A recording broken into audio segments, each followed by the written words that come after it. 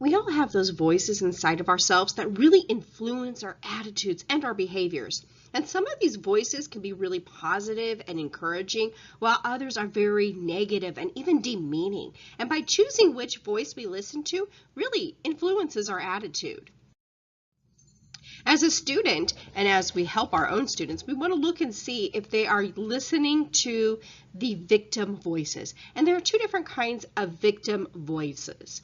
So the inner critic is the one that judges and blames and complains and demeans oneself. So its intention really seems like it's protecting themselves from that outside through some kind of self-criticism, but it really is wanting to be perfect. It wants perfect actions, perfect thoughts, perfect feelings, and it's desperate to meet the approval of others in order to avoid any kind of displeasure or punishment. An example of this would be, oh, well, that was stupid, or I'm so stupid, I never get anything right. Now, in contrast, we have the inner defender. The inner defender is going to blame somebody else, complain somebody else, demean somebody else. And their intention is simply to push off criticism and punishment from other people. So an idea of an inner defender was, well, you didn't give me all of the instructions. I didn't realize the test was today. The communication didn't get out. You didn't give us the right information. These kind of ideas belong to the inner defender. We also have a creator voice.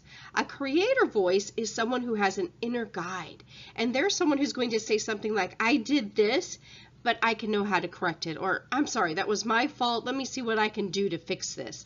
So your inner voice or your inner guide is really going to give a more objective and wise perspective about oneself and others.